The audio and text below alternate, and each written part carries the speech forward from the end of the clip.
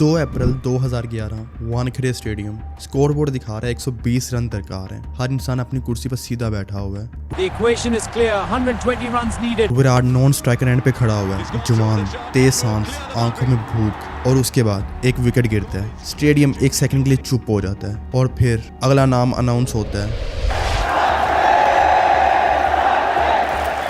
सचिन तेंदुलकर। मगर रुक जाओ, ये फेयरवेल का वक्त नहीं, ये वो दुनिया है जहाँ सचिन कभी फेड ही नहीं हुआ और कोहली कभी वेट नहीं करता। यहाँ सक्सेसर का कॉन्सेप्ट ही एग्जिस्ट नहीं करता। यहाँ दो प्राइम्स एक साथ जिंदा है, विराट कोहली और सचिन तेंदुलकर। और जब दो लेजेंड्स एक ही दौर में होते हैं तो क्रिकेट बदल जाता है। वेल, मेरा नाम है अमान और आज की वीडियो का टॉपिक है what if prime Sachin and king Kohli played for India at the same time. तो चलिए टाइम वेस्ट किए बगैर शुरू करते हैं। वेल, ये बात है 1996 की। 16 साल का लड़का, करली बाल, हेलमेट के नीचे सीधा सादा चेहरा, वकार यूनस और वसीम अकरम सामने, बॉल तेज, पूरा का पूरा स्टेडियम क्राउड से भरा हुआ, मगर आंखों में डर नहीं, सिर्फ फोकस। उस दिन दुनिया ने एक प्लेयर नहीं देखा, उसने देखा एक फ्यूचर।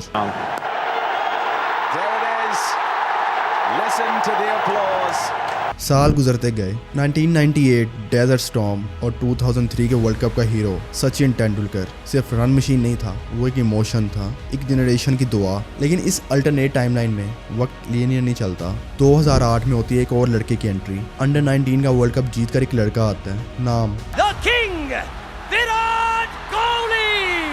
अग्रेशन उसकी बॉडी में लिखा हुआ था। वो आता है और सीधा कह देता है, मैं यहाँ सिर्फ सीखने नहीं आया, मैं जीतने आया हूँ। मगर प्रॉब्लम ये है, ये 2013 नहीं है, ये 2008 है और इस वक्त सचिन अपने पीक पर है। सोचो, प्राइम सचिन और प्राइम कोहली, एक ही ड्रेसिंग रूम में, एक ही बैटिंग ऑर्डर और एक ही देश। हिस्ट्री को ग्लिच मिल चुका है भाई। दो बंदे, दोनों का अलग स्टाइल, अलग सोच।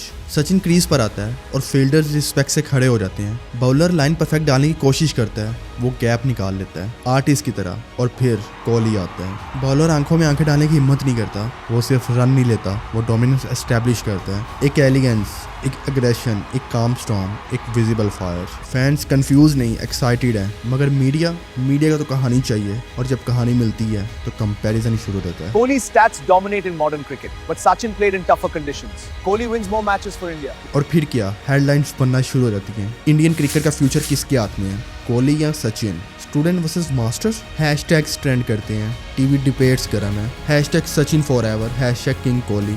दोनों के फैंस पैशनेट और लॉयल हैं, मगर कंपैरिजन का जहर धीरे धीरे हवा में घुल रहा है। ड्रेसिंग रूम प्रोफेशनल है, मगर साइलेंस हैवी होता जा रहा है, क्योंकि जब दो ही लेजेंड्स एक जगह पे खड़े होते हैं तो हर अचीवमेंट ऑटोमेटिकली कंपैरिजन बन जाता है। वेल, ये 2010 है, कैप्टेंसी का फैसला हो रहा है, बोर्ड मीटिंग बुलाई जा रही है। इंडिया को नया लॉन्ग टर्म कैप्टन चाहिए। सचिन काम लीडर है, लेकिन कोहली इसके बिल्कुल ऑपोजिट है, फायर। डिसीजन आता है, विराट कोहली कैप्टन बन जाता है, जबकि सचिन अभी भी पीक पर है। लेकिन इससे कंट्री डिवाइड हो जाता है। क्या ये डिसरिस्पेक्ट है या ये फ्यूचर का सिग्नल है? अब हर टॉस पर कैमरा दोनों के चेहरों पर जूम करेगा, हर फील्ड प्लेसमेंट जज होगी, हर रन डिस्कस होगा, प्रेशर मल्टीप्लाई होगा। मगर सच ये है, दोनों एक दूसरे से नफरत नहीं करते, मगर दोनों हार भी नहीं मान सकते, क्योंकि ग्रेटनेस कभी भी कंप्रोमाइज नहीं करती। वेल, ये 2011 है, वापिस से वानखेड़े स्टेडियम। टारगेट टफ है, सहवाग आउट है, सचिन क्रीज पर, क्राउड रोर करता है। लेकिन इस बार वो 38 साल का रिटायरिंग लेजेंड नहीं, वो पीक मॉन्स्टर है। कोहली भी ऑलरेडी सेटल है। दो एरास एक ही पिच पर पैरेलल चल रहे हैं, एक कवर ड्राइव और दूसरा पुल शॉट। स्कोरबोर्ड तेजी से भर रहा है, श्रीलंकन प्लेयर्स कंफ्यूज्ड हैं और कमेंटेटर्स इमोशनल। ये पार्टनरशिप सिर्फ रन्स नहीं बना रही, ये नैरेटिव सेट कर रही है, ये हिस्ट्री रीराइट कर रही है और इंडिया जीत जाता है। मगर उस रात एक और चीज जीती,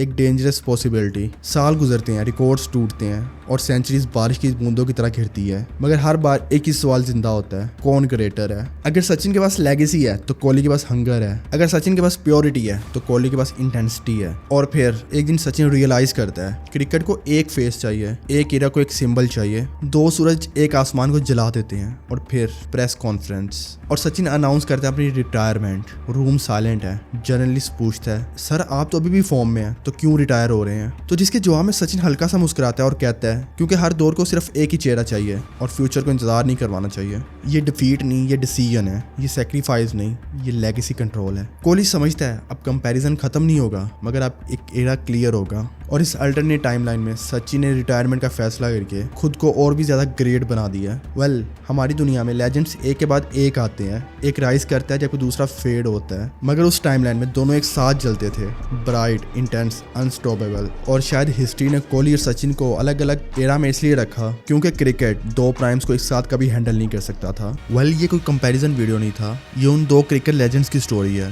जिन्होंने क्रिकेट को एक नई हाइट पे पहुंचा दिया। लेकिन क्या आपने कभी सचिन और विराट को एक साथ खेलते हुए इमेजिन किया था? तो कमेंट करके जरूर बताइएगा जो भी आप लोगों ने इमेजिन किया था। और अगर आप लोगों ने ये चीज़ कभी इमेजिन नहीं की तो भाई किस दुनिया में जी रहे हो यार आप लोग? क्या आप लोगों ने कभी व्हाट इफ थ्योरीज इमेजिन ही नहीं की? वेल, आई होप कि आपको ये वीडियो पसंद आया होगा। अगर वीडियो थोड़ा भी पसंद आया तो वीडियो को लाइक और शेयर जरूर करिएगा। और अगर आप इसी तरह की और व्हाट इफ थ्योरीज वाली वीडियो चाहते हैं कमेंट करके बताइएगा कि नेक्स्ट वीडियो हमारी किस टॉपिक पे होनी चाहिए। तब तक के लिए ख्याल रखिएगा अपना। Bye bye.